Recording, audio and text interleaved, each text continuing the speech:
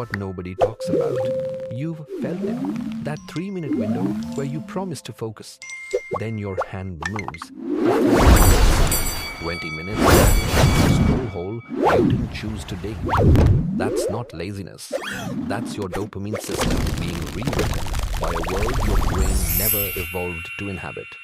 In 1957, a Swedish pharmacologist named Arvid Carlsson isolated something his colleagues thought was just a chemical stepping stone, a precursor to something else. He proved it was its own neurotransmitter, dopamine, the molecule of prediction, the molecule that says this might matter. Pay attention. He won the Nobel Prize for it in the year 2000. But here's the part nobody talks about.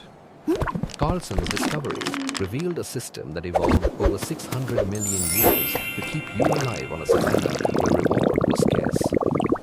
A berry bush meant food. A rustle in the grass meant danger. Dopamine fired when your brain detected a pattern that might lead to survival. Now that same system is being triggered every 6 seconds by a red hat. A 2024 research center survey on the average American adult spends 7 hours per day on screens. 7 hours. That's more time than we spend sleeping. More than we spend with our families. More than we spend doing anything except breathing. Your brain is paying the price. This is the dopamine trap, not a metaphor.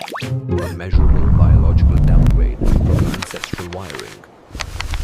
And the Neuro proof is sitting in 40 years of longitudinal brain scans, reaction time tests, and cognitive imaging that shows exactly what your attention span is being pulled apart molecule by molecule. Here's what the doctor showed. Someone, a team at Vanderbilt University, scanned 28 adults while they heard random smartphone notification tones. Each ping produced a measurable spike in dopamine binding in the ventral striatum. The brain's reward equivalent to a half-standard deviation increase. That's the same magnitude you'd see with a small dose of amphetamine. Except it wasn't a drug.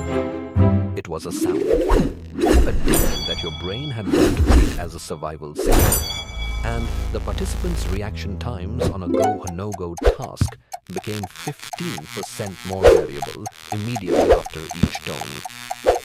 Their attention was fragmented, not because they were distracted, because their reward circuit was screaming that something important had just appeared, even when it hadn't. Now, think about this.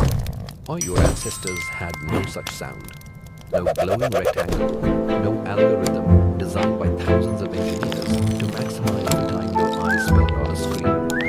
I, Kung Hunter in the Kalahari, might check a bush 20 times in an hour while tracking a wounded antelope. Each check has a purpose. Each glance is aligned with a real survival goal. The dopamine is released when the animal is found, when the food is secured, when the pattern completes. Your pattern never completes. You scroll, you see a headline, you half read it, you scroll again. That dopamine release from the anticipation of reward, the moment before you find something interesting, happens 70 times per hour, but the reward itself is empty. Your brain learns that the signal is noise, that nothing behind the ping is worth your attention, but it keeps pinging anyway. And your ancestral mind, the learning environment where every signal meant food or danger cannot stop responding. This is where it gets strange. In 2022, JAMA Psychiatry published a study that measured dopamine. The striatum on the left shows healthy, filled receptors. But after 5+ hours of screen time, the receptors on the right are empty. 5 hours per day showed 8% lower D2, D3 receptor binding potential compared to low-use peers. 8%. That's the same direction of change seen in early stages of substance use disorders. The brain, overwhelmed by constant dopamine hits, downregulates its own receptors. It grows less sensitive, which means you need more stimulus to feel the same level of interest, which means you reach for the phone more, which means the receptors drop further. Downward spiral. No bottom in sight. But here's the thing. Your grandfather didn't live with this, neither did your great-grandfather. The human brain spent 99.9% of its existence in environments where dopamine was withheld, where reward came after effort, after patience, after sustained attention over hours or days. Not seconds. The continuous performance test, first standardized in the 1950s, measured how long a person could sustain attention on a simple target detection task. Back then, the average young adult could go 20 minutes without a lapse. A meta-analysis published in Psychological Bulletin in 2021 by Jean Twenge and Keith Campbell pooled 34 independent studies with over 112,000 participants. Their finding: adolescents with more than 3 hours of daily screen time scored 27% poorer on standardized attention measures than those with less exposure. The effect size was medium. The direction was clear. We are not the same baseline we were. Neurological shift happening across one generation. Now stop and picture this. fMRI slide published in Neuro in 2021 shows the brain of a subject trying to focus on a reading comprehension task while their phone sits face up on the table. The prefrontal cortex, the region responsible for executive control, for saying no to impulse, for holding a goal in mind, is dim. Underlip, the amygdala, and the ventral region, the threat and reward centers, are glowing hot. Your brain is not designed to override a survival signal with willpower. It's designed to treat every dopamine cue as urgent. So when you can't focus, it's not because you're weak. It's because your hardware is running software written for a different planet. Here's the part that makes this personal.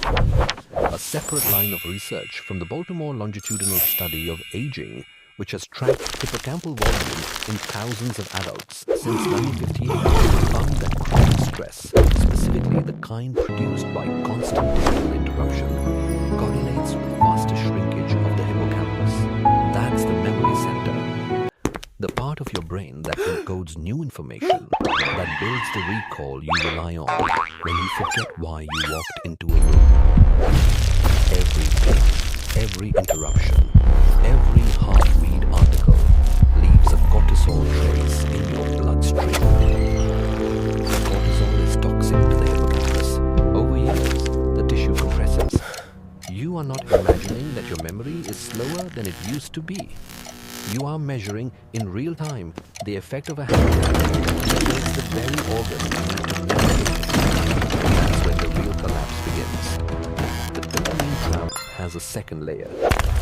It's not just that your attention fractures.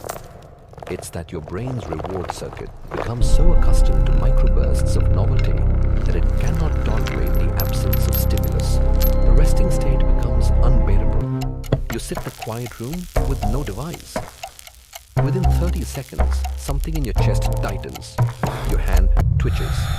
You feel a low-grade anxiety that didn't exist 3 years ago. That feeling is physical.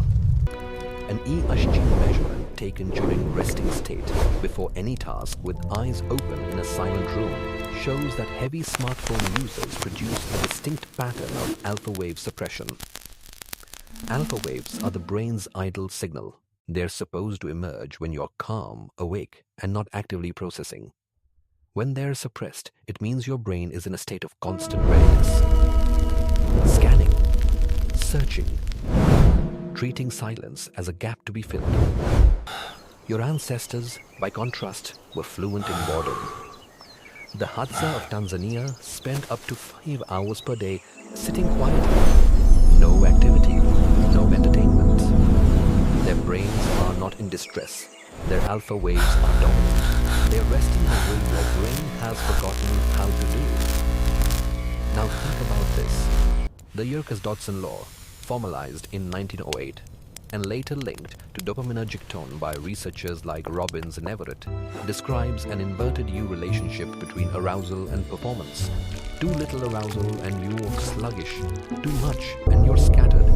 The peak sits in the middle, but your brain is being held at the far right edge of that curve. A chronically by constant stimulation while being asked to perform tasks that require the middle.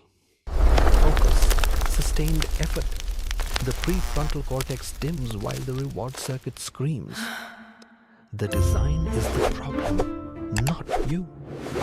And here's where it gets down. In a 2020 double-blind placebo-controlled experiment published in Neuro, 45 healthy adults took methylphenidate, a drug that increases dopamine availability and performed the psychomotor vigilance task. The result? Dopamine transporter The binding results are increased in. by 12%, We've lowered the and amount of axis lapses attention by dropped by 31%.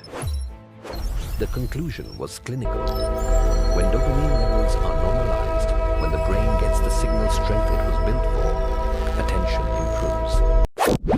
The problem with the modern environment is not that dopamine is too low. It's that the pattern of release is wrong. Constant micro-swells instead of deeper, sustained signals tied to completed goals. You are not broken. Your brain is behaving exactly as it should for an organism swimming in a sea of cheap dopamine. The tragedy is that the sea didn't exist when you were born. A 20-foot fMRI study by Kelly and colleagues mapped the brain's salience network and showed that dopamine-rich regions, the ventral striatum, the anterior cingulate, fire preferentially to novelty. Novelty was a survival skill on the savannah. A new sound could mean a predator. A new smell could mean water. Today, novelty means a red notification dot, and your brain treats it with the same urgency. You cannot willpower your way out of a biological cycle, but you can change the environment. This is the moment where most people feel the sting of recognition. If you're feeling it, that means your wiring is still plastic. The next step is understanding that the trap has a known exit path. The reward circuit can be retrained. The D2, D3 receptor density can recover. The hippocampus can stop shrinking. But how do you stop treating every ping as a survival cue? Here's the uncomfortable truth that nobody talks about. The studies are clear. The continuous performance tests from the 1950s show a baseline that your brain today cannot match. The fMRI slides show a prefrontal cortex that dims under notification stress. The PET scans show dopamine receptor downregulation. The EEG shows alpha suppression in silence. The evidence is consistent across decades, across laboratories, across the nations. Your brain is measurably slower than your grandfather's. Not because you're less intelligent, because your environment is designed to break your attention. And now that you see the circuit, you have the choice to rewire it. The loop isn't your fault. It's your ancestors' ghost in your hardware. The same system that kept them alive for 600 million years is now being exploited by algorithms that learn your weaknesses faster than you did. But the ghost can be quieted. Not with willpower, with environment design, with creating a habitat where dopamine arrives after effort, not before it, where silence is not an emergency, where your brain can return to the resting state it was built for. The first step is seeing the trap clearly. The second step is walking away from it. And that choice, right now, in this moment, is the only biological override you have. What happens next is on you.